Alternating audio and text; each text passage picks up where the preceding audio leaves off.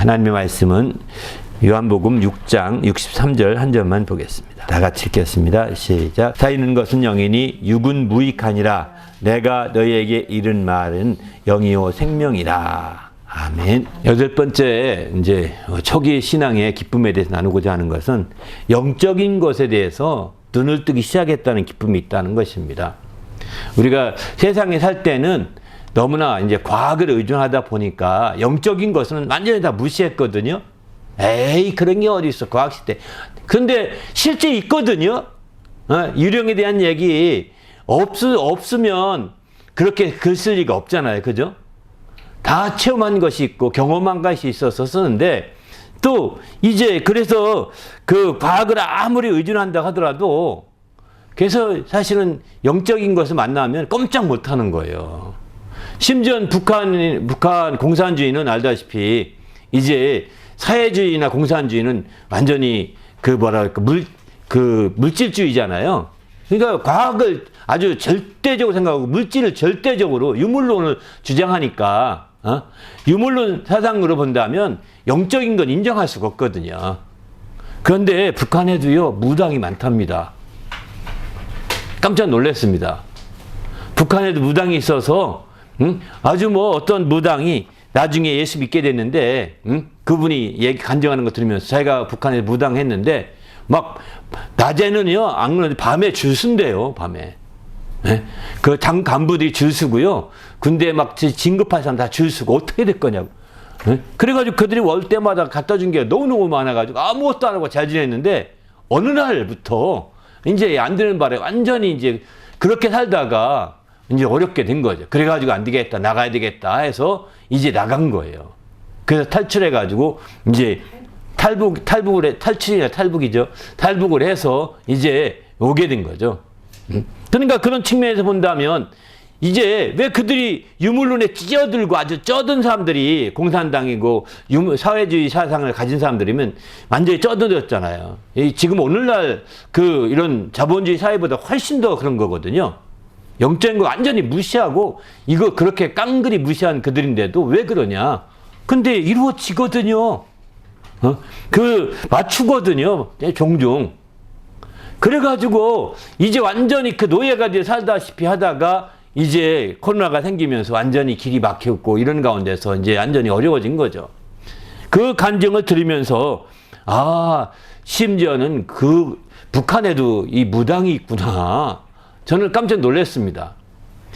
정말 우리가 영적인 것에 대해서 너무 과학이 신봉적이고 오늘날 과학 만능주의를 지향하다 보니까 그래 영적인 것을 아주 생각지 않고 그냥 쉽게 무시해버리고 에이 하면서 무슨 21세기 에이 이런다고요. 여러분 아닙니다. 정신 차려야 합니다. 지금도요 영적인 면에서 이제 이렇게 정신 안 차리면 당신도 모르는 사이에 코가 끼어서 말 못하는 우상에 끌려다닐 수밖에 없는 겁니다. 그래서 잘 될까 해서 말 못하는 우상에 끌려다닌다고 그러지 않습니까? 그런 삶으로 전락될 수가 있거든요. 이제 우리 모두가 영적인 게 눈을 뜨시기 바랍니다. 그런데 이런 영적인 것을 눈을 뜰 수 있는 좋은 계기가 사실은 우리 교회 기독교에 나오게 되면 이런 영적인 것을 알게 되는 거죠. 영적인 것을 들을 수 있고 영적인 것을 이제 배울 수 있고 영적인 것들을 여러분이 깨닫게 되게 돼 있습니다. 그러나 여러분이 아마 교회에서도 영적인 얘기를 안 하는 교회가 있습니다. 영혼을 위해서 영적 생활을 해야 되는데 영혼에 대해서 아주 싹 빼먹고 윤리 도덕 중심의 설교도 하고 그렇게 해서 마침내 세상의 종교로 이렇게 전락된 교회도 있습니다. 사실은 그런 교회는 아무리 다녀도 영적인 것을 눈을 뜨지 못하고 영적인 것을 알 기회가 없을 겁니다. 영적인 길을 알지 못하게 되면 여러분이 이제 소경처럼 사는 겁니다. 소경이 아무리 안 보여서 그런 거지 여러분 햇빛이 없는 게 아니잖아요. 소경이 볼 수 없어서 햇빛이 무슨 색깔인지 모르고 또 볼 수 없어서 지금 아름다움이 무엇인지를 모르는 것뿐이지 다 보이지 않습니까? 똑같아요. 영적인 걸 여러분 부인한다고 될 문제가 아니거든요. 아니다. 에이, 그런 게 어딨어. 에이, 21세기에 그런 게 어딨어. 과학이 지금 어떤데? AI 시대인데, 에이, 그런 거. 이렇게 말하면서 당신이 손살에 친다면 진짜 어리석은 사람이라고 표현할 수밖에 없는 거죠. 당신에게 굉장히 큰 기쁨을 놓칠 수밖에 없을 것입니다. 신앙생활을 통해서 얻을 수 있는 큰 기쁨이거든요. 이 영적인 기쁨이라는 것은 그 기쁨을 놓쳐버리게 되고, 이 영적인 기쁨은 정말 이게 사라지지 않는 기쁨입니다. 없어지지 않는 기쁨입니다. 소멸되지 않는 기쁨입니다. 이것을 우리가 다시 한번 생각만 하더라도 그 기쁨이 확 되살아나거든요. 그렇게 될 수 있는 기쁨인데, 그런 기쁨을 우리가 알지 못한다고 한다면 이제 그 얼마나 손해겠어요. 이런 손해된 삶이 안 되기 위해서 영적인 것을 확실히 아는 그런 성도가 되시길 바랍니다. 할렐루야. 그래서 우리가 적극적으로 내 신앙생활에 정말 초기 생활을 돌아보면서 영적인 것을 여러분 모르고 넘어왔다면 아직 당신은 신앙생활에서 영적인 부분만큼은 어린아이 같다라고 보셔야 됩니다. 영적인 부분에 대한 기쁨이 없다면, 영적인 것에 대한 기쁨이 없다면 당신은 이 부분만큼이라도 아주 어린애다, 이렇게 보셔야 되는 거예요. 아무리 집사요, 장로요, 목사를 하더라도 마찬가지입니다. 이런 영적인 기쁨을 만끽하고 영적인 기쁨이 있어서 막 기뻐서 주의 일을 한다면 다를 것입니다. 그런데 그런 부분이 없이 억지로, 그 부분들을 공통적으로 억지로 하게 될 수밖에 없을 겁니다. 사명으로 한다고 하지만 억지로 부득불하게 될 겁니다. 어떤 날, 어느 날인가 당신이 폭발할 수 있어요. 그렇게 부득불하게 되면. 영적인 기쁨을 알면서 하게 되면 그렇게 안 될 수 있습니다. 영적인 기쁨을 알게 되면 이제 저 기쁨으로, 더 즐거움으로 막 나아갈 수 있거든요. 저는 영적인 것이라 얘기를 하면서 제가 오늘 읽은 요한복음 6장 63절을 읽었던 것은 사실은 저는 이 말씀 읽으면서 깜짝 놀랐습니다. 왜냐하면 사이는 예수님이 하신 말씀이거든요. 사이는 것은 영이니 육은 무익하니라. 예수님 이렇게 말씀하세요. 예수님은 우리 영혼을 살리고자 하는데 초점을 두고 있다는 거예요. 우리 육을 살리는 데 목적이 아니라 영을 살리고자 한다는 겁니다. 이 얘기는 뭔지 아십니까? 우리는 지금 예수 믿고 나서 잘 되기를 원할 때 무엇가 잘 되기 원합니까? 육신이 잘 되기 원하잖아요. 돈 많이 벌기 원하고, 출세하기 원하고, 또 여러분이 정말 더 명예도 얻기 원하고, 학식도 얻기 원하고, 좋은 아파트, 좋은 그랜저, 요즘 그랜저가 별것도 아니지만 제네시스로 바꿔야 될 것 같아요, 요즘에는. 이렇게 그런 거 막 얼마나 많이 기도하는지 몰라요, 많은 사람들이. 주님은 말씀합니다. 내게 무익하니라, 이렇게 말씀하십니다. 살고자 하는 거, 내가 관심을 갖고 있고 살리고자 하는 것은 영이다. 육은 무익하다, 이렇게 말씀하시고 있는 거예요. 우리는 온통 육에 대한 관심을 가지고 예수 믿고, 육에 대한 관심을 가지고 교회 나오고, 육에 대한 관심을 가지고 이렇게 열심히 주일 성수하고 하는데 그거는 안 되고 주님은 거기에 무익하다고 말씀하세요.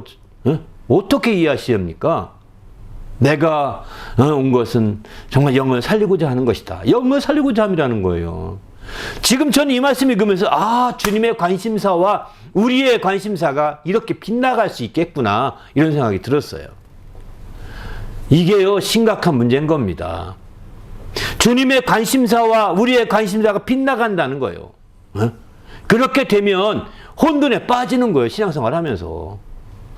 우리는 주님 앞에서 정말 우리 영혼이 잘 되기를 소망하시길 바랍니다. 그게 바로 주님의 관심이에요. 우리 주님의 관심을 거기에 두고 있는 겁니다. 영을 살리고자 한다는 겁니다. 그런데 주님이 살리고자 하는 것에는 관심이 없고, 주님이 무익하다고 한 육에 대해서는 우리는 더 관심 가지면서 할 수 있으면 더 많은, 저 넓은 평수의 그 아파트를 할 수 있으면, 더 많은 월급을 할 수 있으면 더 많은 또 다른 것들을 구하지 않습니까? 이것은요, 지혜가 아닙니다. 이것은 지혜가 아니에요. 바로 예수를 이용해서 부자 되려고 하는 것이고, 예수를 이용해서 출세하려고 하는 것이고, 예수를 이용해서 공부도 안 하고 그냥 정말 쉽게 승진하려고 하는 것 똑같아요. 우리는 여러분이 기도할 때도 정말 어디에 초점 두고 있는지를 보셔야 되는 겁니다. 우리는 주님 앞에서 어쨌든 저는 이 말씀 읽으면서 그래서 정말 내가 관점을 달리 둬야 되는구나. 내 기도의 중심을 어디에 둘 것이냐. 육신에 둬서는 안 된다는 것을 이때 이 말씀을 읽으면서 알게 됐고 이 말씀을 드리면서 알게 된 거죠. 바로 영에 있다는 겁니다. 육신이 아니라는 겁니다. 육신의 것을 덜 구해서 잠시 우리가 고생할지는 모르겠지만 육신의 것을 덜 구해서 잠시 힘들게 느낄지는 모르겠지만 그러나 그 힘든 것들, 고생한 것들은 주님이 갚아주실 것입니다. 미처 내가 구하지 않았고 영적인 것에 초점 두고 살다 보니까 나타난 현상 중에 하나인 거죠. 그러나 하나님은 반드시 그 영혼을 살리고자 하는 것이기 때문에 살려주시는 겁니다. 우리는 주님 앞에서 정말 우리의 영혼이 정말 눈을 뜨시길 바랍니다. 우리의 영에 대한 영적인 것에 대한 눈을 뜨셔서 참된 기쁨을 회복할 수 있다면 이 기쁨은요 그의 나라까지 이어지는 큰 기쁨입니다. 이게 잠깐 있다 사라지는 기쁨이 아니거든요. 하나님의 나라까지 이어지는 정말 큰 기쁨의 그 뿌리가 한 뿌리가 내려진 것과 똑같거든요. 이제 또 다른 영적인 깨달으면 또 한 뿌리 내리는 것이고 또 영적인 걸 깨달으면 또 기쁨이 있다면 또 한 뿌리가 내려진 거. 이렇게 해서 뿌리를 많이 내리면 바로 이제 영원한 기쁨이 더 주렁주렁 열매맺지 않겠습니까? 이런 정말 우리가 신앙이 그런 신앙이 되는 것이죠. 이제 그러나 초기 신앙에서는 정말 이런 것에 영적인 것에 대해서 눈을 뜨기 시작했다는 거. 영적인 것이 있네. 영적인 것이 있구나. 이런 정도만 알더라도 여러분이 생각의 폭을 확 넓혀주잖아요. 그렇지 않습니까? 생각이 달라지는. 제가 사실 교회 처음 갔는데 처음 가기로 먹고 갔어요. 그리고 나서 이제 제 친구로부터 들었던 얘기 하나 있습니다. 깜짝 놀란 얘기였어요. 그러면서 이제 그러더라고요. 자기가 저는 귀신에 대해서 그렇게 믿지 않았어요. 당시만 고3 때인데 그때만 해도. 그런데 이 친구가 자기가 막 귀신을 쫓았대요. 귀신을 막 누가 어느 집 가서 막 기도하는데 막 귀신이 나가더래요. 그 사람에게서 막 미친 여자였던 것 같아요. 미친 여자인데 막 성경책을 둘러놓고서 막 성도들이 찬양하고 막 기도했답니다. 그렇게 했는데 갑자기 귀신이 나가는 게 보였대요. 이 사람에게. 제 친구한테. 이제 친구라고 표현하지만 저보다 한 두세 살 더 많은 형이었거든요. 그가 보았다는. 그래서 나가는데 그 귀신이 어디가 붙냐면 문고리에 탁 붙더라는 거예요. 그래서 문고리 붙기에 자기가 쫓아가서 나가 이놈아 이랬대요. 그런데 문고리가 때마침 거기가 이렇게 꺾여 있어야 되는데 안 꺾여서 뭔가 이렇게 나온 거예요. 그래가지고 세부치가 나와 있는데 거기를 탁 치는 바람에 거기가 막 손이 이렇게 손 이쪽이 막 깼대요. 이렇게. 아이고 아파가지고 막 이제 뭐 했는데 어쨌든 그렇게 다 이제 그렇게 기도하고 마쳤어요. 그리고 나서 거기 나왔는데 보여주더라고. 이게 그거야 하면서 푹 들어가는 상처 흔적이지 흉터를 보여주더라고요. 그러면 얘가 거짓말한 건 아닌데 야 귀신이 있네. 저는 그 친구 처음 교회 나간 지 몇 개월 안 됐을 때 그 얘기를 들으면서 깜짝 놀랐죠. 야 그런 것도 있구나. 이제 그리고 나서 또 얼마고 한 달도 안 됐던 것 같아요. 그런데 얘기하는데 자기는 이제 나중에 이제 대학을 마치면 신학기로 가야 된대요. 왜 그러냐 그랬더니 하나님이 자기를 살려주셨대요. 어떻게 무슨 얘기요? 그랬더니 자기가 하루는 아파서 죽었는데 그 친구는 소아마비였거든요. 이렇게 소아마비 한 발 막 절룩절룩 걷는 소아마비였는데 이제 아파서 죽었답니다. 그런데 죽은 게 아닌데 자기는 안 죽었는데 엄마가 막 붙들고 영근아 차 이름이 차영근인데 영근아 하면서 막 붙들고 우는데 자기는 어느덧 자기 몸에서 빠져나와서 이렇게 천장에 이렇게 붙어 있었대요. 유체 이찰이죠. 몸에서 빠져나와서 천장에 붙어 있었대요. 그래서 내려가서 엄마를 막 흔들어도 엄마 못 알아보더라는 거예요. 그러니 황당무계한 얘기를 듣는데 그래서 어떻게 된 거야? 아주 궁금해서 물어봤더니 한참 있어 안 돼가지고 엄마가 오는 게 너무 슬퍼서 안 되겠다. 이러면 안 되겠는데 어떡하지 하다 보니까 또 몸속에 들어가서 깨어났다는 거예요. 어? 깨어나서 막 엄마가 막 아이고 살아났구나 하면서 막 기뻐하는 거 봤다고. 그런 얘기 들을 때 여러분 이런 얘기 들어보셨나요? 저는 제가 예수 믿고 이게 몇 개월 안 돼서 들은 얘기예요. 그 두 개의 얘기가 굉장히 저에게는 그 당시에 저에게는 아주 충격적인 영적인 얘기였어요. 귀신을 안 믿었고 아니 지금 시대에 무슨 귀신이 있어. 유령 같은 얘기 하지 마. 귀신 같은 얘기 하지 마. 이게 괜히 지어난 얘기지. 그런 게 어딨냐. 난 이런 식으로 그냥 쉽게 그냥 무시해버리고 넘어갔거든요. 옛날에 그렇다는 얘기겠지. 옛날 얘기잖아 다. 이렇게 얘기한 거죠. 또 이제 마찬가지예요. 아니 영혼이 빠져나가서 몸을 빠져나가서 영혼이 자기라는 영혼이 천장에 붙어 있더라는 거예요. 천장에. 그래서 어떻게 했더니 내려와서 어머니를 막 흔들었는데 어머니가 못 알아보더라는 거예요. 그래서 안 되겠다. 엄마가 너무 슬퍼하는 거 보면서 안 되겠다 생각해서 자기가 인정 막 했다가 다시 깨어나게 된 얘기를 들으면서 영혼이라는 게 있나 보다. 그때 영혼에 대해서 저는 그렇게 이해했거든요. 영혼이라 설교 들으면서도 영혼에 대해 이해가 안 됐습니다. 영혼이라는 게. 근데 걔가 자기 몸을 떼어놓고 빠져나간 그게 뭐야? 그게 영혼이라는 걸 그때 영혼이라는 것보다 그때 막연하게 감을 잡고서 영혼에 대한 그런 이해가 끝났었거든요. 그런데 설교 들으면서 하나님 말씀 읽으면서 영혼에 대한 얘기가 얼마나 많이 나오는지 이루 말할 수가 없더라고요. 저는 여러분들이 성경을 읽으면서 설교를 들으면서 영적인 것을 여러분이 깨달아 가셔야 합니다. 영적인 것을 이해하고자 하셔야 합니다.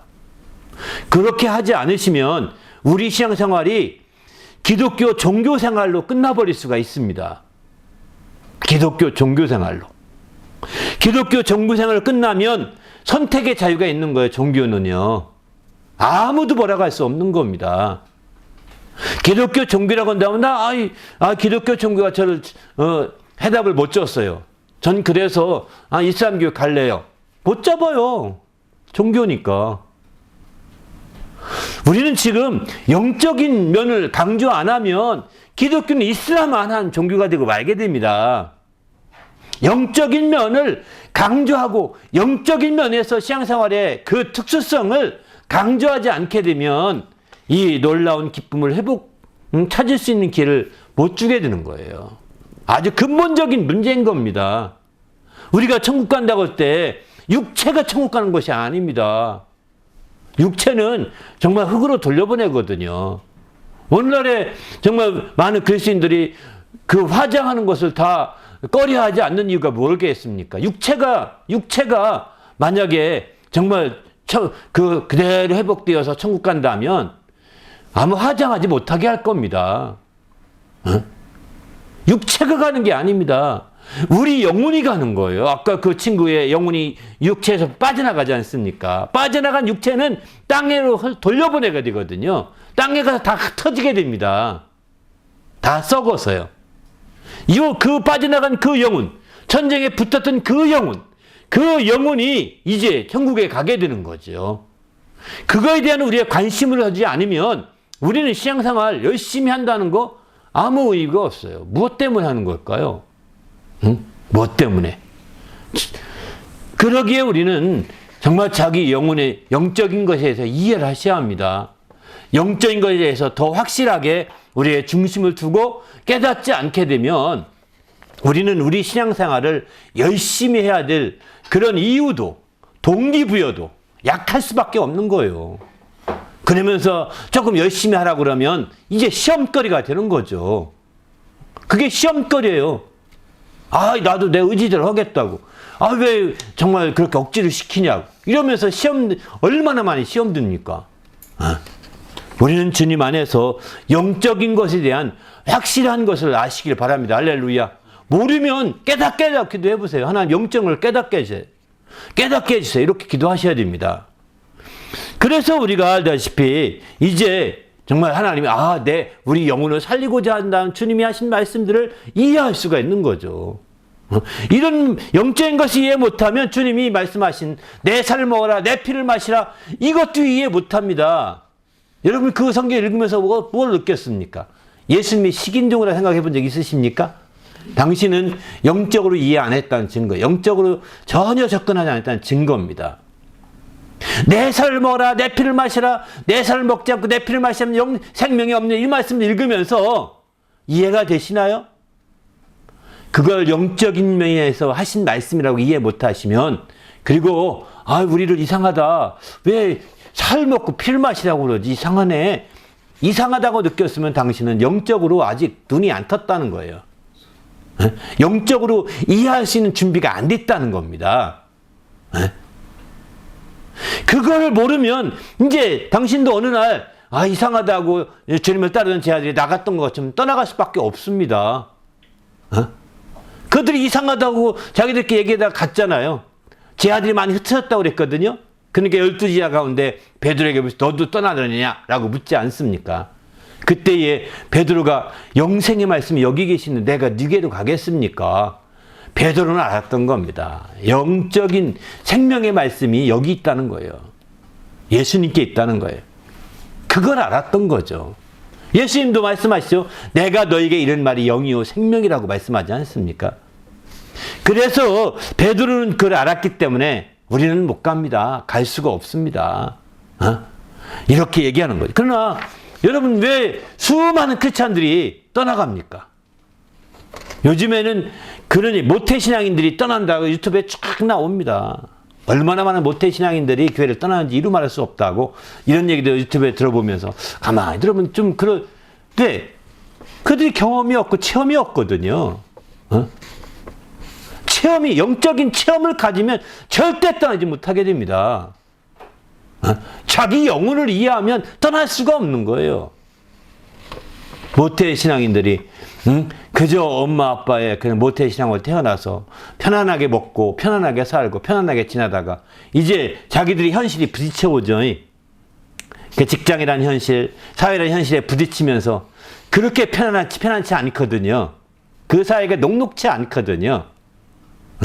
엄마 아빠가 울타리 해줄 때는 아주 모든 게 쉽다 생각했는데 이제 대학 마치고 생활을 하면서 그 현실이 녹록치 않거든요. 현실에 박박대고 일하기도 바쁘거든요. 근데 영적인 것은 공급이 안 돼요. 그러니까 당연히 떠날 수밖에 없는 거죠. 교회 가서는 그런 것들은 위로가 되지 않고 기쁨을 회복하지 못합니다. 떠나는 거 당연한 거예요. 안타깝죠. 지금 누구 책임이다 할 수가 없이 우리 모두의 책임인 거죠. 특별히 말씀을 전하는 목사의 책임이 더 크겠죠. 아무튼 우리는 주님 앞에서 정말 정신을 바짝 차리 영적인 것에 대한 기쁨을 회복하지 않게 되면 우리는 잘못되고 있는 겁니다. 영적인 것에 대한 눈을 뜨지 못하면 이걸 이해시켜주지 못하면 잘못되고 있어요. 아무리 많은 것을 잘 많이 놀아주고 아무리 많은 교육을 시켜주고 아무리 많은 것들을 가르쳐주고 훈련을 시켜도요 영적인 것이 없으면 떠나갈 수밖에 없어요. 왜 그렇게 해야 되는데? 라고 하는 해답을 가르칠 수가 없다는 거예요. 억지로 그래도 해야 돼. 해야 돼로는 당위성으로는 한계가 있는 겁니다. 영적인 것을 알 때 그 해답이 되는 겁니다. 영적인 걸 모르면 해답이 안 되는 거예요. 우리가 왜 성경 공부합시다 그러면 꼭 해야 되나요? 이러잖아요. 다음에 하죠. 자꾸 미루잖아요. 이유가 뭘까요? 아니 말씀 공부하고 하는 게 그저 그냥 그 재미있는 세상 얘기보다 못한 거죠. 그 영혼이 그 말씀을 먹어야 된다는 것을 깊이 생각지 않는 거죠. 그 영혼이 하나님 말씀을 먹고 그 말씀이 공급되는 과정이라는 것을 한 번이 아니라 두 번, 세 번 하면 더 좋을 텐데 그거를 환영하지 않는 거예요. 또 그러다 보니까 저같이 좀 못난 목사는 이제 또 억지로 하기 싫어하는 성경 공부라고 생각하니까 또 안 해요. 또 맞춰주느라고. 그러다 보니까 이제 점점점 교회는 쪼그라들죠. 원인은 거기 있다고 저는 생각합니다. 어쨌든 우리는 주님 앞에서 정말 우리가 영적인 것을 우리가 터치하지 않고서는 모든 교회 신앙생활의 모든 문제가 해결될 수 없다는 것입니다. 영적 문제가 터치되고 그 문제를 통해서 모든 문제가 하나하나 풀어가야만이 정말 참된 그 해결책이 나올 수 있다고 생각합니다. 그런데 육신적으로만은 한계가 있는 거예요. 육신의 관계에서 잘 먹여주고 잘 입혀주고 친교도 잘하고 또 함께 막 놀아주고 함께 어울려주고 다 한계가 있는 거예요. 결국 영적인 것을 터치 안 해주고 영적인 말씀이 공급 안 하면 그 영혼이 공허하게 느껴지는 겁니다. 그들이 공허하게 느껴진 뭘까요? 그러니까 또 재밌게 놀아주는데 또 오려고 하는 거죠. 밖에 나가면 공허하니까. 밖에 나가면 공허하기 때문에 또 오려고 하는 겁니다. 그나마라도. 감사하죠. 그러나 우리는 더 중요한 것은 거기서 행복해서 막 공허하지 아니하고 거기서 막 이 영적인 기쁨을 알고 팍 나누고 전하고 막 이렇게 해야 정상적이지 않습니까? 그렇게 돼야 되는데 이게 우리가 계속해서 영적인 기쁨을 회복시켜주지 못하니까 결국은 정말 그런 안타까움이 있는 거죠. 성도끼리 모이는 건 좋은데 이제 밖에 나고 밖으로 퍼져나가지 못하는 겁니다. 복음으로 확산되지 못하는 겁니다. 그래서 우리는 우리의 중심을 정말 교회의 중심을 잡을 때 영적인 이 기쁨을 정말 회복시키는데 아주 중요한 겁니다. 이 영적인 기쁨을 회복시키기 위해서 가장 필요한 것이 자기를 찾게 해주는 겁니다. 자기가 영혼이라는 것을 깨우쳐 주는 겁니다. 바로 너의 정체성, 나의 정체성, 각각의 정체성이 누가 나냐, 내가 누구냐, 영혼이 나라는 겁니다. 영혼이 나라는 것을 좀 깨우쳐 줄 수 없으면 신앙생활의 어떤 필요성들이 반감될 수밖에 없습니다. 영혼이 나라는 사실을 진지하게 깨닫지 못하면 신앙생활을 열심히 해야 될 이유를 반감시키는 거예요. 열심히 해야 될 이유를 그들은 찾지 못하게 되는 거죠. 육신으로는 못 찾고, 육신은 한계가 있지 않습니까? 그래서 육신적인 필요를 우선순위를 할 수밖에 없거든요. 영적인 면에서 자기 영혼을 찾게 하고 자기 정체성을 밝히 알게 하면 육신의 것을 손에 보더라도 그걸 하려고 하는 거거든요. 그게 신앙이지 않습니까? 근데 영적인 것을 모르니까 육신적으로 조금 어려우면 이번 주는 교회 못 나올 것 같아요. 이유가 뭐 회사에서 어떻게 해서 당연하죠. 또 다 이해해 주죠. 당신 그만두시오 회사 이렇게 말하시는 목사는 거의 없을 겁니다. 요즘 같은 시대에 그렇게 말하는 목사가 있으면 아마 정말 진짜 훌륭한 목사입니다. 네. 그렇게 말하기 어려운 시대를 지금 맞이하고 있습니다. 더구나 이런 선진국이라는 나라에 살면 살수록 더 그렇습니다. 그거 때려치라고, 그리고 당신 영혼이 살아야지 왜 그러면 되겠습니까? 이렇게 말하시는 목사가 몇 명 있을까? 사실은 많지 않은 것 같아요. 한국은 모르겠습니다만 이 캐나다 내에서는 더 그런 것 같습니다. 누구도 그렇게 말 안 해도 당신은 자기 영혼에서 그렇게 해야 되는 거예요. 우리 목사님이 말 안 턴데요. 또 우리 전사님이 말하지 않던데요. 우리 인도한 부목사님이 말하지 않던데요. 당신이 이걸 핑계댈지 모르지만 나는 성경을 통해서 그렇게 말씀했다. 성경에 얼마든지 그런 말씀 많이 있다도 모르지, 못 봤지. 네가 성경을 몇 독했지? 이거 몇 번 봤는데요. 네가 성경을 잘못 봤구나. 그래도 내가 행한 대로 갚아주리라. 이거예요. 행한 대로 갚아주겠다는 거예요. 그러니까 우리는 자기 영혼을 깨닫게 하고 영혼을 깨달아야 영적인 기쁨이라는 게 맛볼 수 있는 길이죠. 영혼이 없는데 무슨 영적인 기쁨입니까? 유령을 좀 있다고, 귀신이 있다고, 또 이렇게 해서 영적인 거 조금 느꼈어? 그거 가지고 무슨 기쁨이 되겠어요? 있나? 이런 정도죠. 영혼을 알아야, 영혼을 알아야 영적인 기쁨이 회복될 수 있는 거거든요. 이게 영혼이 기뻐할 수 있는 일이니까요. 시편 130편 5절에 보면 나 곧 내 영혼은 여호와를 기다린다. 이렇게 나 곧 내 영혼이라고 분명히 성경 말하고 나라는 존재가 내 영혼이라는 겁니다. 내 영혼을 깨달으셔야 돼요. 우리 주님이 누가복음에 보면 이런 말씀합니다. 내 인자는 잃어버린 자를 찾아 구원하러 왔다 이렇게 말씀하거든요. 잃어버린 자가 뭐겠습니까? 영혼을 잃어버린 자가 잃어버린 자예요. 영적인 생활 하지 않는 자가 잃어버린 자인 거예요. 영적인 것을 모르는 자는 다 영혼을 잃어버린 자예요. 영혼이 없는 게 아니에요. 자기 영혼을 잃어버리고 사는 겁니다. 자기의 정체성을 모르고 사는 겁니다.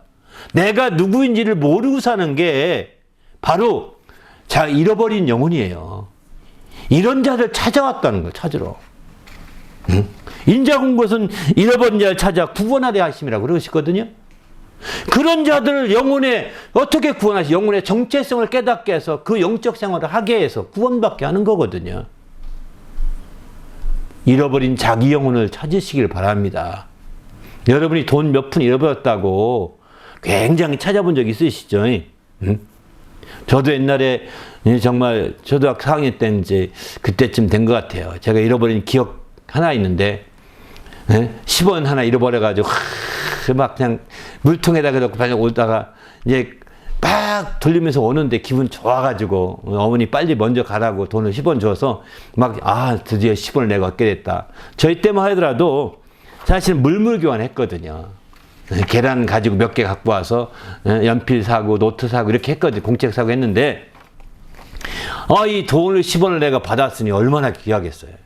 근데 막 형이 오더니 어떤 그 학교 한 2, 3년 나는 4학년이니까 한 5학년, 6학년 된 게 형 같아. 그 형이 오더니 이제 자기가 물통을 들고 가겠대. 물 딸랑딸랑 하니까 들고 갔다 가더니 뭐 내 들어주면 좋지요. 그래서 들고 줬더니 이제 한참 들고 가더니 이제 나한테 주고 나 먼저 갈게 하고 간 거예요. 저도 이제 모르고 받아가지고 가는데 아무리 이렇게 흔들면 가도 소리가 안 나는 거예요.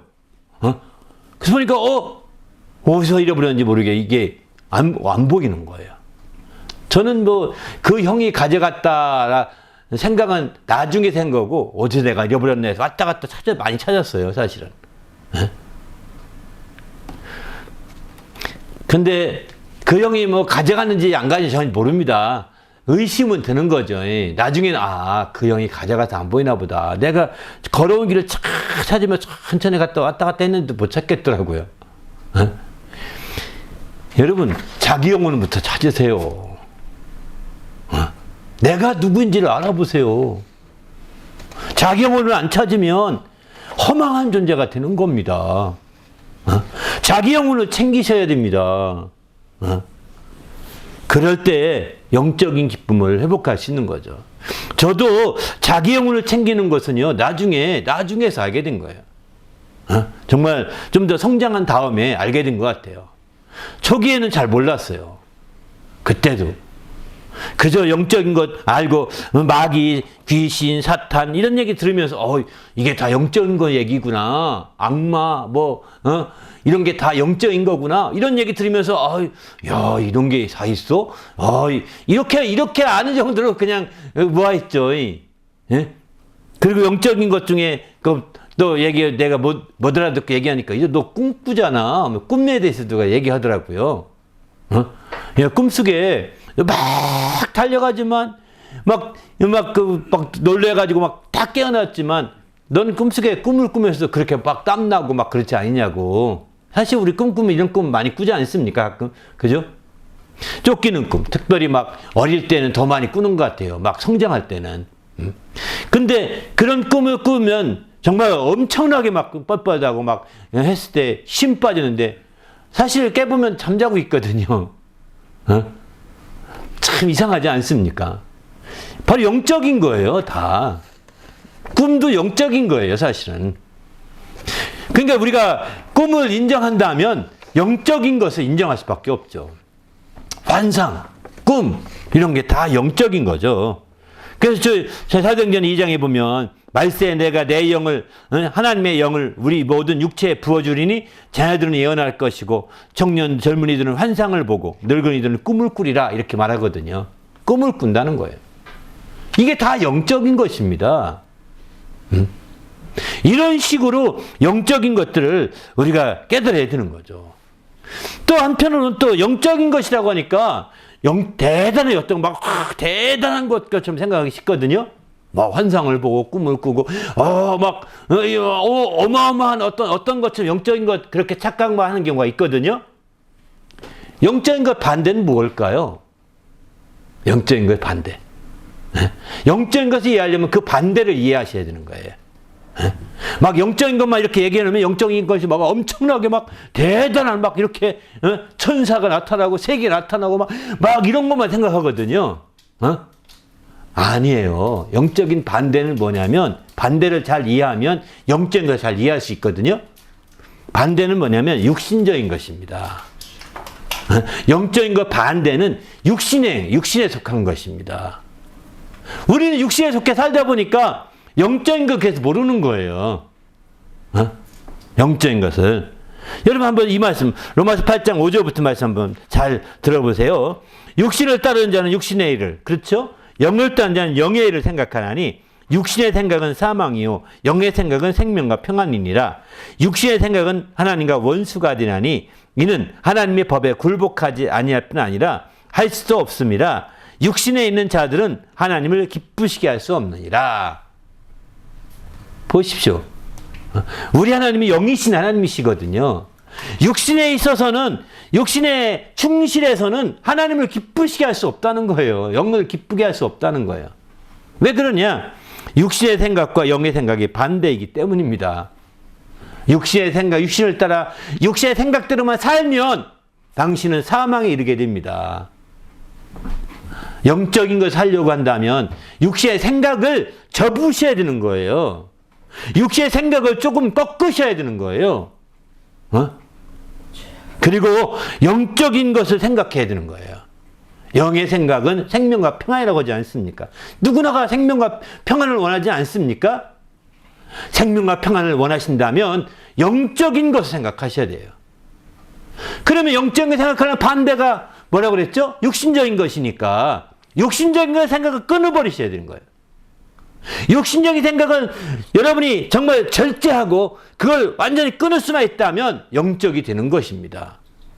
그런데 육신과 전혀 상관없이 난 영적 이러면 영적 되는 게 아닙니다. 영적인 것들을 여러분이 지향하고 하려면 반대가 된 육신적인 생각을 제어해야 되는 거예요. 그것을 조절하고 그것을 이렇게 절제시키고 그것을 장악하고 그래서 그 육신적인 생각 중에 대표적인 생각이 육신의 소욕이라고 표현합니다. 소욕. 육신의 소욕을 제어해야 되는 거죠. 육신의 소욕을 제어하려면 어떻게 해야 되냐? 성령을 받아야 된다고 성경이 말하고 있거든요. 거룩한 성령은 거룩한 영이라는 뜻이거든요. 하나님의 거룩한 영을 받으면 이 육신의 소욕을 제어할 수 있다. 성경이 이렇게 말합니다. 그래서 성령을 받아야 된다라고 이렇게 성경은 권하고 있는 거죠. 그렇습니다. 우리가 영적인 것에 대해서 정말 이제 모르면 정말 이 육신적인 것들을 극복하기 어렵고 반대로 육신적인 것을 잘 모르면 영적인 것을 극복하기가 힘듭니다. 영적인 것을 지향하기 나가기 힘들어요. 그런데 이 공교롭게도 참 재미있습니다. 육신이 연약하면 연약할수록, 육신이 부족하면 부족할수록, 육신이 나약하면 나약할수록, 육신의 한계를 느끼면 느낄수록 어떻게 될까요? 그러면 영적이 됩니다. 신기하죠? 여러분 영적인 걸 경험하면 며칠만 금식해 보시죠. 영적인 것을 경험하게 됩니다. 육신이 너무 살찌고, 육신이 너무 배부르고, 육신이 너무 부유하고, 육신이 너무 풍성하고, 육신이 너무 넉넉해요. 그 다음에 영적인 것을 구할 게 필요 없어요. 구할 필요도 없어요. 그래서 선진국이 될수록 영적 생활이 게을러지고 교회가 점점점 문 닫는 것입니다. 부진국일수록 육신의 한계가 부딪히잖아요. 육신의 한계를 부딪히게 되면 거기서 하나님을 만난다고 그랬어요. 육신의 한계가 부딪혀질 때. 아마 당신의 육신의 나약함과 부족함 때문에 한계를 부딪혀서 난 어떻게 살아야 되지? 난 뭘 해야 되지? 나는 뭐부터 해야 되지? 막 고민되지 않습니까? 당신은 하나님을 거기서 드디어 손길을 만날 여러의 기회가 온 거예요. 거기서 하나님께 부르짖어야 돼요. 하나님, 나 한계를 느끼고 있습니다. 내가 어떻게 할지 모르고 한계가 느껴져요. 하나님, 어떻게 하면 좋아요? 하나님, 이 길을 인도해 주세요. 조금만 더. 육체대로 하지 말고 조금만 더 그렇게 부르짖으면 반드시 당신은 길이 보일 것입니다. 그런데 그렇게 안 합니다. 그 한계를 뭐를 극복하려고 하는지 아시죠? 여러분이 또 이력서 써가지고 막 쫓아다니며 넘나라고 막 바쁩니다. 또 한계를 극복하기 위해서 또 누구 어떤 사람이 있다면 쫓아가서 상담하기 바쁘고요. 누구 하나 만나면 거기서 그 사람의 해결책 받으려고 그러고요. 헛세월 보내는 겁니다. 이거 다 하나님 만나보세요. 그 한계에서. 저를 기회인데, 그 어려움을 당하고 그 힘든 그 시간이 저를 기회인데, 한계에 하나님을 만날 수 있는, 더듬어 만날 수 있는 저를 기회인데, 그 기회를 놓치는 사람이 한두 명이 아니에요. 그 인간의 노력으로 하다가, 좌충우돌하며 노력하다가 더 상처받고, 인간은, 그 속 사람은, 더 어떻게 할지 모르고 더 방황하고, 심지어 하나님 다시 이제 내가 그동안 예수 믿는 게 잘못됐나 보다 라고 해서 떠나는 거예요.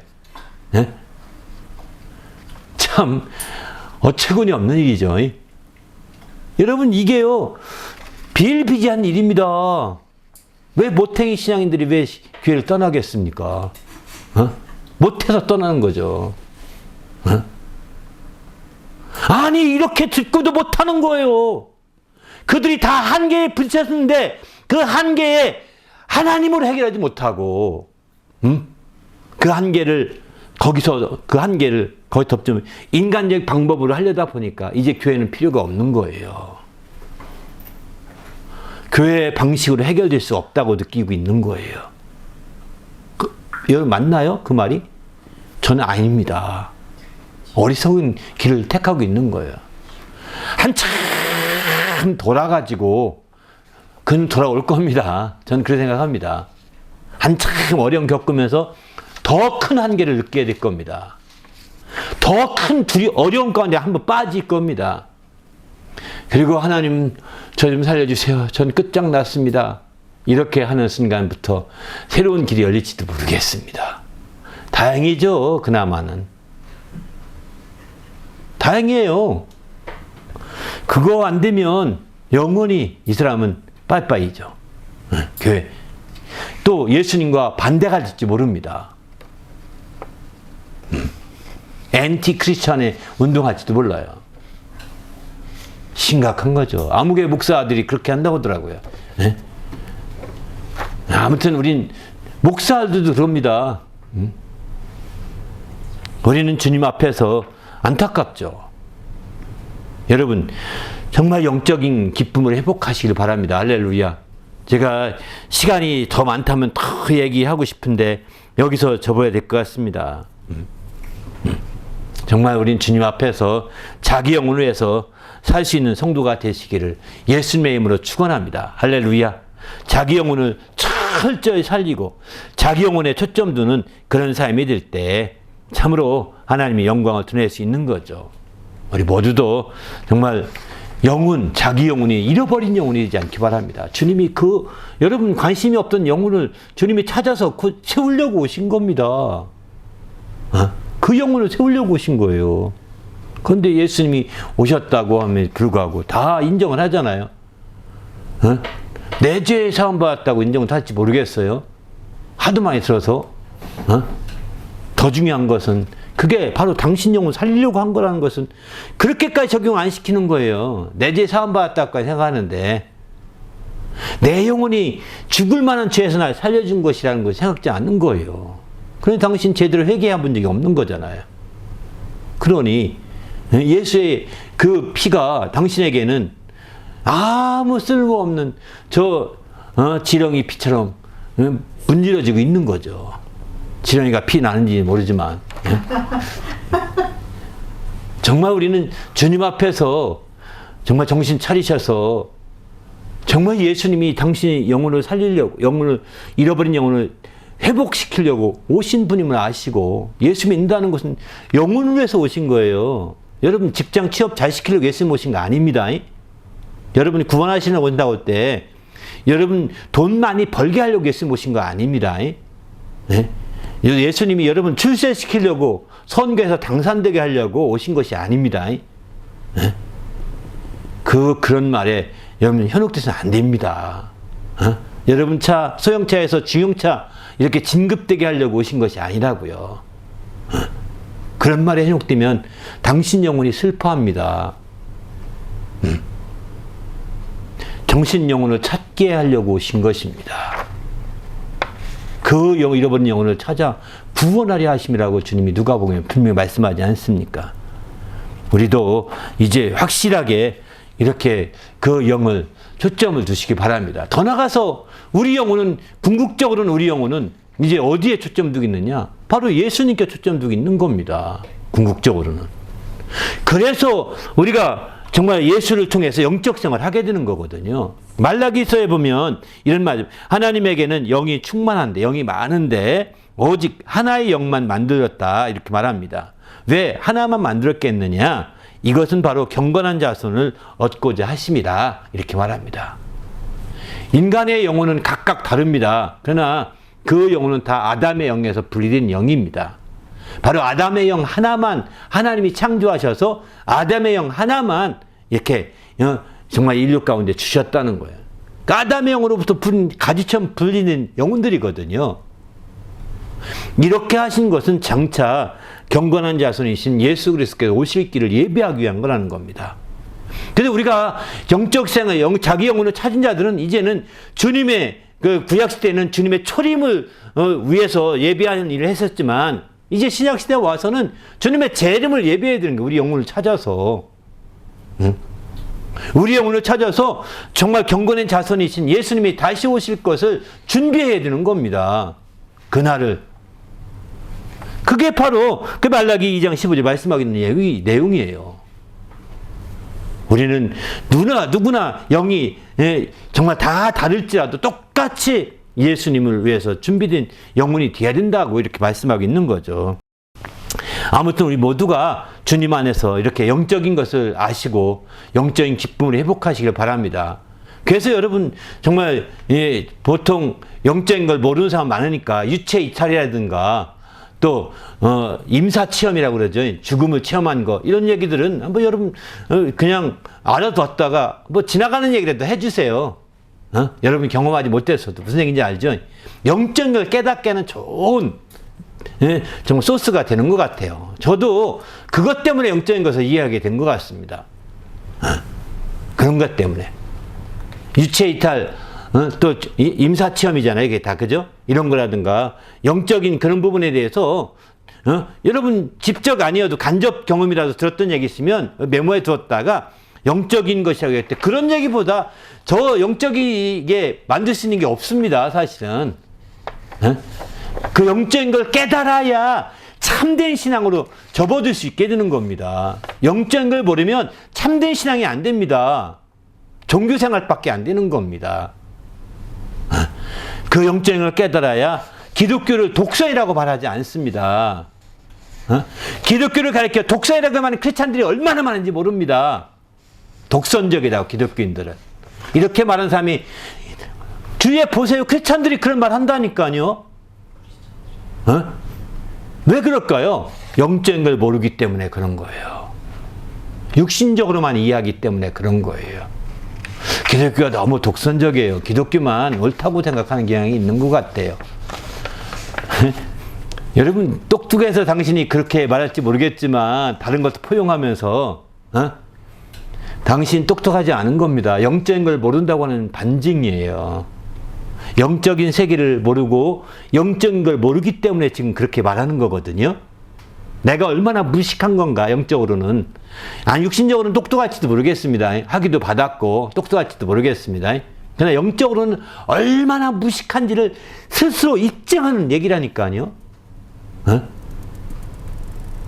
근데 그런 얘기 하면 뻔뻔스럽게 한 사람에게 당신 똑똑한 줄 알았는데 내가 좀 실망했다. 왜 그러세요? 당신이 영적인 건 참 모르는 것 같아요. 다른 건 모르지만 당신이 영적인 것은 잘 모르는 것 같아요. 영적인 걸 안다면 그렇게 말할 수 없어요. 한번 알아보세요. 충격이죠, 그 사람에게는. 그죠? 실망했다고 한번 해줄 필요도 있어요. 아무튼 우리는 영적인 걸 알아야 정말 우리 신앙에 왜 신앙생활 하는지를 명확하게 방향을 설정하고 타켓할 수 있는 거예요. 이 표대가 정확해질 수 있는 거죠. 영적인 거 모르면 우리가 열심히 할 필요 없어요. 왜 이렇게 열심히 합니까? 목사 아들이기 때문에? 영적인 거 모르면 이렇게 할 필요 없어요. 그냥 빨리 나가서 그냥 다른 사람 만나고 맛있는 거 많이 먹고 대인 관계만 잘 쌓고 해야 될지도 몰라요. 영적인 걸 알면 먼저 하나님 관계를 통해 모든 걸 풀어가게 하려고 우리는 그런 거거든요. 그런데 이런 접근을 시작했는데 이렇게 접근 안 하고 이건 말씀 한번 듣는 걸로 끝나버리고 또 세상 방식으로 막 접근하고 또 접근한다면 당신은 헛다리 짚은 거예요. 헛다리 짚은 겁니다. 헛다리 짚지 마시고 영적으로 이왕이 우리는 영적 생활 하는 만큼 영적으로 접근하시기 바랍니다. 할렐루야. 영적으로 접근하셔서 우리 주 앞에 귀하게 쓰시기 바랍니다. 몇 가지 말씀만 더 조금만 더 언급할게요. 먼저는 그러면 우리 영혼에 대해서 하나님께서 어떻게 말씀하시느냐? 에레미야 38장 16절은 하나님이 영혼을 지으셨다 그렇게 말합니다. 아까 말라기서도 영혼을 지었다고 말씀하시죠. 2장 15절에 바로 영혼을 지으신 하나님 이렇게 표현하고요. 말라기 38장 16절에 또 모든 영혼은 다 하나님께 속한 것이다. 에스겔서 18장 4절은 이렇게 말합니다. 모든 영혼이 다 내게 속한지라 이렇게 표현하죠. 영혼은 다 하나님께 속한, 그래서 영혼이 우리가 죽게 되면 그 영혼은 하나님께 먼저 올라가는 겁니다. 하늘로. 그런데 우리가 죽기 전에 그 영혼이 생명을 얻지 못하면, 주님으로부터 의롭다움을 받지 못하게 되면 하나님께 가더라도 그 영혼이 그날에 들어갈 수가 없습니다. 거기서 문전박대를 받고 쓰레기장으로 갈 수밖에 없는 겁니다. 그래서 우리는 육신이 있는 동안에 바로 우리 영혼이 하나님 나라에 가기 전에 생명을 얻고 예수 위에 그 보혈로 인하여 생명을 얻고 또 의롭다움을 받아야 되는 겁니다. 내 의가 아니라 주님의 의롭다움을 얻어서 가야 되는 거예요. 속죄함으로 말미암아. 또 영혼의 목자가 되시고 감독자가 되십니다. 우리 영혼의 목자가 있다는 거예요. 우리 영혼의 감독자가 있다는 거예요. 네? 베드로전서 2장 25절 그렇게 말하고요. 영혼은 하나님의 등불이라고 했습니다. 아니 우리 속에 있는 영혼이 하나님의 등불이래요. 하나님과 밀접한 관계인 하나님이 만드셨는데 밀접한 관계로 우리 영혼에 하나님의 등불을 켜게 만들어서 우리 영혼의 속을 훤히 보려고 하시는 거죠. 우리 영혼이 깜깜한 것이 아니라 훤히. 예수 안 믿어도 영혼이 하나님의 등불입니다. 예수 믿는 자만이 등불이 아니라 예수 안 믿는 자도 영혼이 하나님의 등불이에요. 그래서 그 속이 안 믿는 자라도 하나님이 그 속을 훤히 보고 있으십니다. 믿는 자는 말할 것도 없고요. 잠언 20장 27절에 사람의 영혼은 여호와의 등불이라 사람의 깊은 속을 살피느니라 이렇게 말합니다. 또 앞서 말씀드린 것처럼 내 영혼이 나라는 것입니다. 내 영혼이 나라고 이렇게 시편 130편 5절에 이렇게 말합니다. 또 이사야서 55장 3절에 보면 영혼을 살리려면 이렇게 어떻게 해야 되느냐 이렇게 말합니다. 너희는 귀를 기울이라 내게로 나와 들으라 그리하면 너희의 영혼이 살리라 이렇게 말하죠. 우리 영혼을 살리기 위해서 내게 귀를 기울이라 내게로 나와 들으라 이렇게 말합니다. 왜? 하나님 말씀으로 살기 때문인 거죠. 사람은 떡으로만 살지 아니하고 그래서 하나님의 입에서 나온 말씀으로 산다고 예수님도 이렇게 말씀하지 않습니까? 다음에 또 얘기하겠지만 영혼에게 하나님은 선하시다. 바로 에레미야가 3장 25절 보게 되면은 기다리는 사람에게나 구하는 영혼에게 여호와는 선하시도다. 바로 하나님을 기다리는 영혼과 하나님을 구하는 영혼에게 하나님은 선하게 역사하신다는 거예요. 하나님의 선하심, 그걸 하나님을 기다리고 하나님을 구하는 영혼들이 된다면 하나님은 선하시게 역사하신다라고 이렇게 말씀하고 있습니다. 그러면 예수님께서는 이 영혼에 대해서 어떻게 말씀하셨을까요? 몇 가지 보면 재미있는 표현이 있습니다. 영혼은 능히 죽이지 못한다. 마태복음 10장 28절 이렇게 말합니다. 몸은 죽여도 영혼은 능히 죽이지 못하는 자들을 두려워하지 말고 오직 몸과 영혼을 능히 지옥에 멸하실 수 있는 이를 두려워하라. 이렇게 말합니다. 다시 말해서 이 땅에서 죽는 것, 우리가 죽는 것은 목숨이 잘려 죽거나 총에 맞아 죽거나 이런 죽는 거지. 그냥 육신은 죽여도 영혼은 죽이지 못한다는 겁니다. 오직 영혼을 죽이고 멸할 수 있는 유일한 분은 하나님 한 분밖에 안 계신 거죠. 그래서 몸과 함께 영혼을 멸하실, 지옥에 멸하실 수 있는 일을 두려워하라. 하나님 한 분밖에 없습니다. 영혼을 함께 멸하실. 근데 여기서 영혼을 멸한다고 할 때도 우리 사람이 죽인다고 할 때는 사라지는 것처럼 생각하잖아요. 그죠? 영혼을 죽인다고, 영혼을 멸한다고 할 때도 사라지는 것이 아닙니다. 육신은 사라지게 됩니다. 왜? 세포로 되어 있기 때문에 흩어지고 사라지게 되거든요. 근데 영혼은 사라지지 않습니다. 영혼은 흩어지지 않아요. 영혼은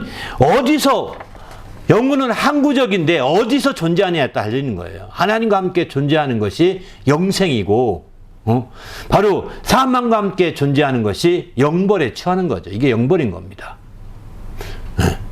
그래서 우리는 우리 영혼을 멸한다고 할 때도 영혼이 사라진다는 것이 아니라 영혼이 사망과 함께 영원한 불못에 던져지게 되는 거죠. 사망과 함께 처해지는 거죠. 그럴 때 마침내 영벌에 처해진다라고 이렇게 표현하고 있습니다. 우리는 정말 예수 믿어서 우리 영혼이 그저 영혼 죽으면 그만이에요. 죽으면 그만 아닙니다. 영혼이 있는 거예요. 당신이 자살해서 육체는 죽일 수 있겠지만 영혼은 못 죽입니다. 영혼을 죽일 수는 없습니다. 아까 유체이탈하는 거 아시잖아요. 제 친구 얘기했지만 영혼이 빠져나가는 겁니다. 영혼이 빠져나가는, 혼문을 통해 빠져나가는 겁니다. 머리에 혼문이라는 것이 있다고 그러잖아요. 머리에 애기들 보면 이렇게 막 부탁부탁 숨구멍이라고 하는 건데 그 숨구멍이 혼문이라고 보통 얘기하거든요. 그래서 내사 상태가 되면은 심장은 뛰어요. 영혼이 머리로 빠져나가면 심장으로 뜁니다. 머리를 통해 빠져나가는 게 내사거든요. 그런데 영혼은 육신의 심장은 뛰고 있어요.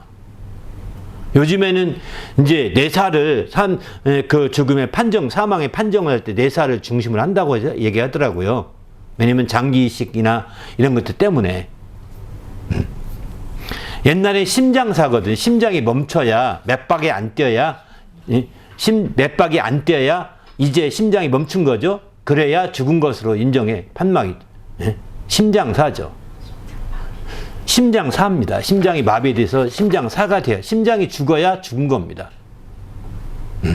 심장사라고 표현하고 내사, 내가 죽어서 내가 기능을 하면 빠져나가면 내가 기능을 빠지는 거예요. 그래서 우리는 이제 그렇게 얘기하죠. 그러나 이제 자기의 자살해서 자기 육신은 죽여도 영혼을 죽일 수 없습니다. 자기 영혼을 죽여서 숨을 못 쉬게 하게 되면 영혼은 혼문을 통해 싹 빠져나갈 것입니다. 그 순간에 자기 영혼 자기가 죽이고 싶은 대로 죽어서 흔들흔들하고 쓰러져 있겠지만 그때서는 압부살 겁니다. 죽으면 그만 줄 아는데 이건 뭐야? 이젠 들어가 살려고 해도 살 수가 없어요. 이미 숨이 끊어졌거든. 독약이 퍼졌거든요. 아니면 이미 목숨이 다 끊어졌거든. 교수형을 통해서. 목매달아서. 아니면 총에 맞아서 심장이 이미 피가 다 터져 나와서 살 길이 없어요. 들어가고 싶어도 못 들어가는 거예요. 땅 치는 거예요, 이제부터. 정신 차려야 합니다. 그래서 자기 스스로 목숨을 끊지 말 것을 성경은 말하고 있는 거죠. 우리는 주님 앞에서 또 예수님은 뭐라고 말씀하느냐? 영혼은 육신의 것으로 쉬지 않고 즐겁지 않다는 거예요. 누가복음 12장 29절 보게 되면 내 영혼아 이제 여러에 쓸 것을 많이 쌓아놓았으니 편안히 쉬고 먹고 마시고 즐거워하자 이렇게 말했거든요. 누가복음 12장 19절에 보면 그때에 하나님이 말씀하십니다. 어리석은 자여 오늘 밤 내 영혼을 도로 찾으리니 그러면 내 준비하는 것이 누구의 것이 되겠느냐 이렇게 하죠. 영혼은 육신의 것으로 즐거워하지 않습니다. 여러분 통장에 수억 원을 쌓아놓고서 내 영혼아 시컷 누리고 먹고 마시자. 못해요. 못해요. 그게 영혼이 기뻐하고 행복하지 않는 겁니다. 네? 그것으로 기뻐하지 않는 겁니다. 네? 전도서 6장 2절 3절에 보면 이런 말씀합니다. 어떤 사람은 그의 영혼이 바라는 모든 소원에 부족함이 영혼이 바라는 거라는 겁니다.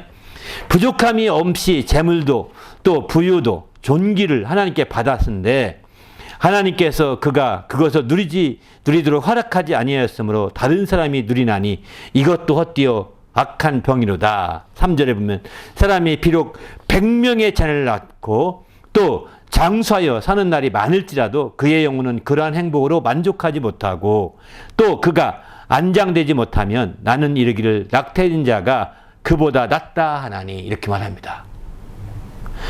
어떤 6장 3절 특별히 어떤 사람이 100명의 자녀 얼마나 다복합니까? 100명의 자녀를 내면 100명 부인을 한 명으로 가능하겠습니까?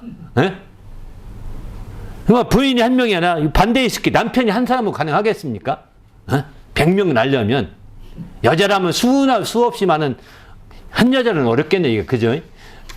어쨌든 많은 여자를 통해서 어떤 형태는 섞여가지고 100명을 낳았어요. 얼마나 다복합니까? 또 장수해요. 120년, 150년 삽니다. 그래도 그것으로 그의 영혼이 행복으로 만족하지 못한다는 거예요. 그러한 영혼은 그러한 행복으로 만족할 수 없다는 거예요. 영혼의 행복이 있는 거예요. 육신의 행복, 육신의 것으로 영혼이 행복하지 않습니다. 모든 사람이 저 사람 행복했을 거야. 다들 이구동성을 말해도 그의 영혼은 그런 행복으로 만족할 수가 없다는 겁니다. 전도서 얘기입니다. 이 솔로몬이 경험하고 얘기한 얘기거든요. 솔로몬은 얼마나 많이 부유했습니까? 이런 비유함을 경험한 그가 이렇게 말하고 있는 거거든요. 그러기에 우리는 정말 육신의 것으로 만족하지 마시고 빨리 육신의 것이 많다면 빨리 영적으로 이렇게 옮겨 놓으셔야 돼요. 영적으로 옮겨 놓으셔야 됩니다. 육신의 것으로 육신의 통장에 옮겨 놓지 마시고 신령한 통장으로 옮겨 놓으셔야 돼요. 이해되십니까? 육신의 통장에 백날 쌓아본들 내 영혼이 행복하지 못해요. 신령한 통장으로 옮겨 놓으십시오. 어떻게 옮겨 놓을까요? 구제를 한든가 또는 여러 가지 나누어줘 섬긴다든가 또는 여러분이 정말 다양한 선교에 후원한다든가 다양한 또 여러분이 정말 그 많은 재물이 있다면 교회를 하나 또 진다든가 이렇게 섬기면서 또 일부분은 헌금할 수도 있겠죠. 여러분이 그렇게 세상 사람도 자기 재물이 있으면 자기가 다 쓰지 않고 빨리 옮겨놓잖아요. 옮겨놔서 이렇게 씀으로 말미암아 또 이제 그렇게 함으로 말미암아 더 얼마나 합니까? 요즘 손흥민하고 미국 교회에서도 막 칭찬하는 이유가 뭘까요? 손흥민은 다른 사람과 다른 게 자기는 많이 안 받아도 왜? 다 세금 나갈 것이 굉장히 많거든요. 받으면 반 이상 세금 나가니까 나는 안 받겠어. 단지 그러면 구제하는 쪽으로 주시오. 이렇게 구제센터를 많이 돕게 하더라고요. 그래서 세금까지 나가니까 2배로 나가는 거예요. 2배로. 내가 받으면 반 이상 세금 나가야 되죠. 그런데 그렇게 나가면 구제하고 섬기고 그러면 세금 하나도 안 떼고 다 주거든요. 왜? 그런 건 다 기부 행위이기 때문에 가능한 거죠. 그러니까 그렇게 하니까 머리가 참 좋은 거죠. 자기가 조금만 욕심 부리면 난 뭐 100만 불 중에서 10만 불 자기가 받으면 그 10만 불 세금 내더라도 10만 불 내 거니까 좋잖아요. 그렇게 안 하는 거예요. 이거를 어떤 젠트에 기부해 주십시오. 제가 그거 참 도와주길 원합니다. 하고 그러면 그쪽에 주는 거예요. 그랬더니 더 도와주면 더 도와줍니다. 에? 이런 식의 삶을 굉장히 많이 살았던 것 같습니다. 여러분, 우리 돈 있는 거 자기 위해 쓰는 거는요, 아무도 알아주지 않아요. 재물 있는 거 다 자기 위해서, 자기 가족 위해서 쓰는 건 아무도 알아주지 않아요. 또 뭐라고 하지도 않아요. 그러나 나무를 했을 때는 알아주죠. 왜? 이게 하늘에 쌓는 방법이거든요.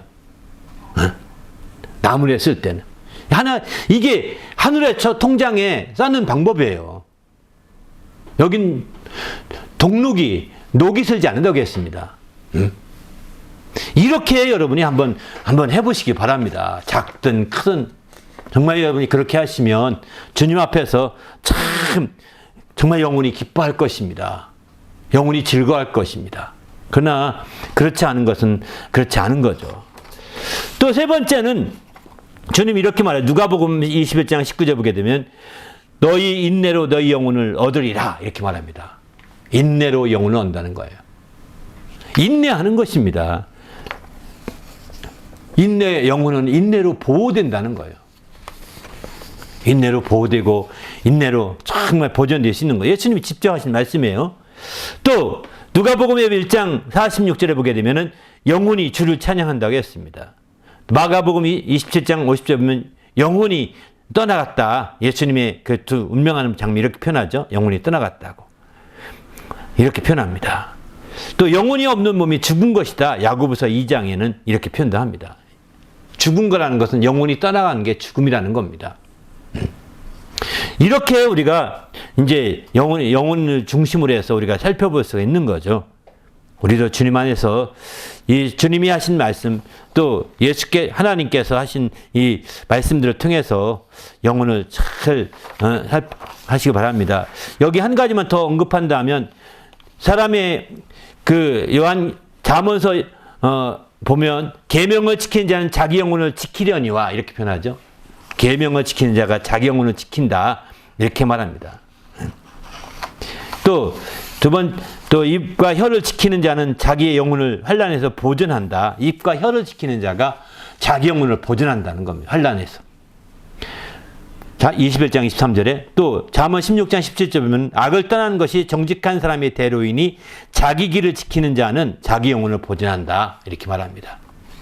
자기 영혼을 자기 길을 지키는 자가 바로 자기 영혼을 보존한다는 거예요.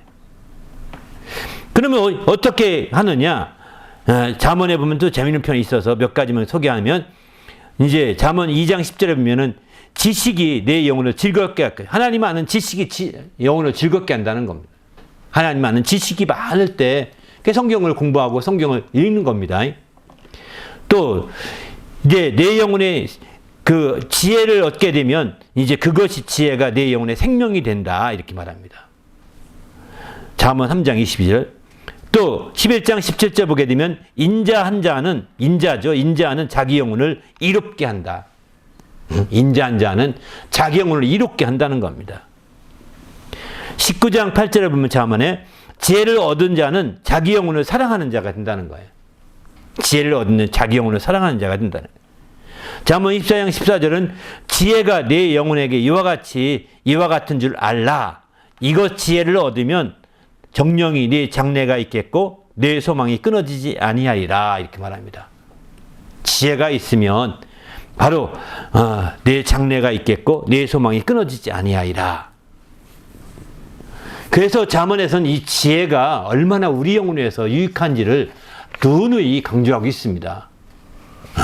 우리 모두도 주님 안에서 이렇게 지혜를 발휘하셔서 정말 온전히 우리 영혼이 보존되고 새롭게 될 수 있기를 예수님의 이름으로 축원합니다. 할렐루야. 함께 기도할 때 하나님, 내가 마지막 때 정말 영적으로 깨어 있어서 이렇게 하나님의 놀라운 역사가 펼쳐질 수 있도록 우리 영적인 생활을 통하여 큰 기쁨을 회복할 수 있도록 인도해 달라고 오늘 말씀 생각하며 간절히 기도하겠습니다. 하나님